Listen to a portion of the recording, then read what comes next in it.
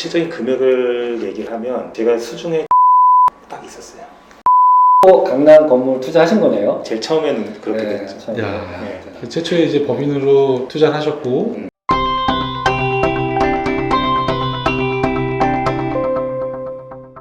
안녕하세요. 빌딩 개발원 캡틴 김 대표입니다. 네, 안녕하세요. 허 원장입니다. 네, 안녕하세요. 건축주입니다. 반갑습니다. 네, 반갑습니다. 네, 오늘은 반갑습니다. 특별한 손님을 모셨는데요. 네, 현재 저희한테 지금 컨설팅을 받고 계시는 건축주분께서 직접 촬영에 응해주셔서 이 자리에 함께 했습니다. 현재 지금 건물을 신축하고 계시고 있고, 그 다음에 건물 신축 때문에 주변에 이제 민원이 좀 많이 들어올 수 있어서 부득이하게 지금 얼굴은 모자이크 처리를 한 상태고요. 그 부분은 먼저 양해를 좀 구하겠습니다. 그래서 현재까지 진행 상황에 대해서 구독자분들께서 궁금해할 만한 내용만 추려서 좀 여쭤보는 그런 시간을 갖도록 하겠습니다. 오늘 저희 빌딩 개발원에서는 공동 투자, 직접 투자도 하고 있지만 이렇게 컨설팅, 건물을 짓는 분들에 대한 전체적인 프로젝트를 진행해드리는 업무를 진행하고 있는데요. 오늘 건축주분을 모시고 여러 가지 궁금한 사항은 굉장히 많지만 간단하게 몇 가지만 질문드리겠습니다. 먼저 아파트 투자도 있고 토지 투자도 있고 부동산 투자에서도 투자할 방법들이 굉장히 많은데 건물 쪽으로 투자를 하시려는 계획을 잡으시고 이렇게 실행하신 이유가 있으신가요? 일단 저는 건물에 대해서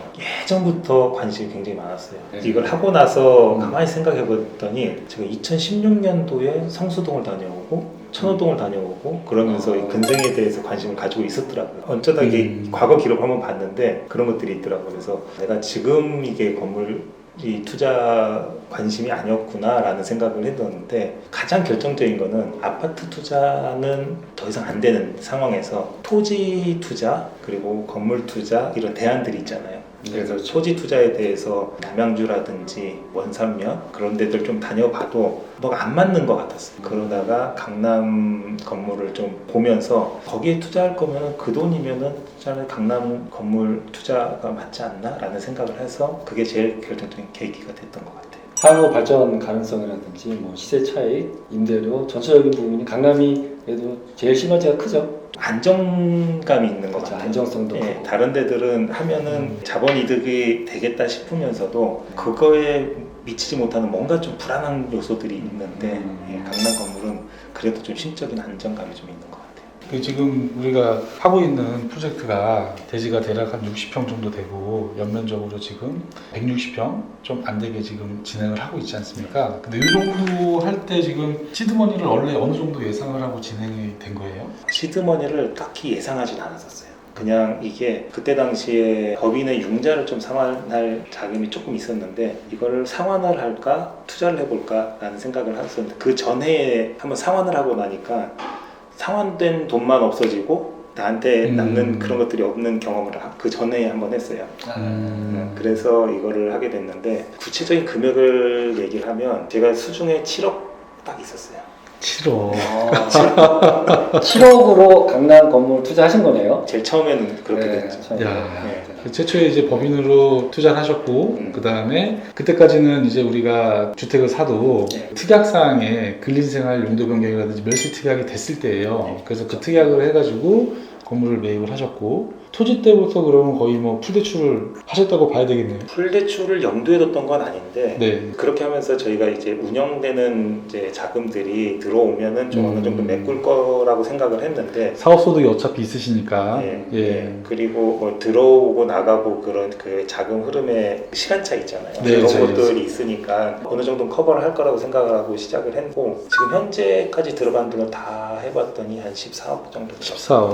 14억. 예. 그러면은 지금 14억 중에 우리가 지금 토지 매입 금액이 어바웃으로 50억 중반대 50억 중반대 토지 매입을 하셨고 그 다음에 세금 내셨을 것 같고 중개보수 내셨을 것 같고 설계랑 철거비도 지금 꽤 들어갔죠? 너무 많이 들어갔죠. 그래서 설계 철거 해가지고 한 2억 정도 지금 그 정도 들어갔죠. 2억 정도 들어갔고 그게 예상하지 못했던 비용이에요. 그렇죠. 전혀 고려하지 않았어요. 철거 이슈 때문에 철거 비용이 굉장히 많이 올라가지고 네. 제일 힘들 때 네. 철거를 하셨습니다. 지금 맞습니다. 지금 최근에 철거하시면서 그 철거하셨던 절차 우리 네. 또 궁금해 하시니까 직접 해보시면서 네. 어떤 절차가 있었고 어떻게 비용이 들어갔고 얼마나 힘들었는지를 간단하게 좀 얘기해 주시면 좋을 것 같습니다. 절차는 우선은 철거 업체를 찾는 게 힘들었어요. 철거 업체 선정. 철거 업체 선정. 예. 어차피 시공 업체 별도로 또 업체를 선정해야 되니까. 예, 그러니까 제가 어떤 곳에 이렇게 턴키 방식으로 이렇게 하는 게 아니고 그렇죠. 하나 다 하게 된 거예요. 제가 턴키 방식으로 하기가 싫었던 게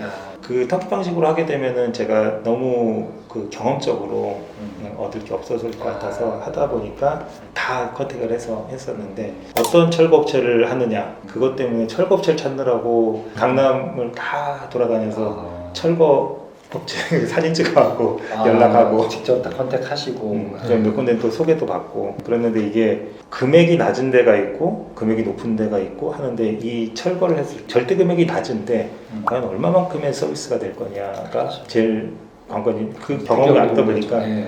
그래서 처음에 뭐 코어 철거를 안 하고 뭐 한다고 하는데 코어가 뭔지도 모르겠고 뭐 그래서 그런 것들을 찾는 게 참 힘들었었어요. 그 이외에 원래 지금 우리가 예전에는 철거 신고하고 네. 뭐 바로 철거를 해도 됐었는데 네. 허가를 받고 근데 지금은 철거할 때 이런 방법으로 해라 저런 방법으로 해라 구청에서 네. 시간이 또 딜레이가 되고 또 이러셨지 않습니까?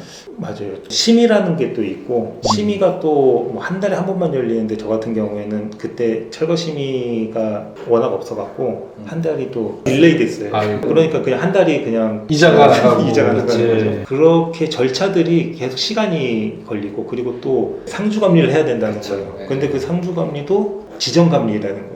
그렇죠. 근데 처음에 그 지정감리자 지정을 받아갖고 전화를 했더니 이 사람이 하려면 하고 말려면 말아 이렇게 나오더라고요.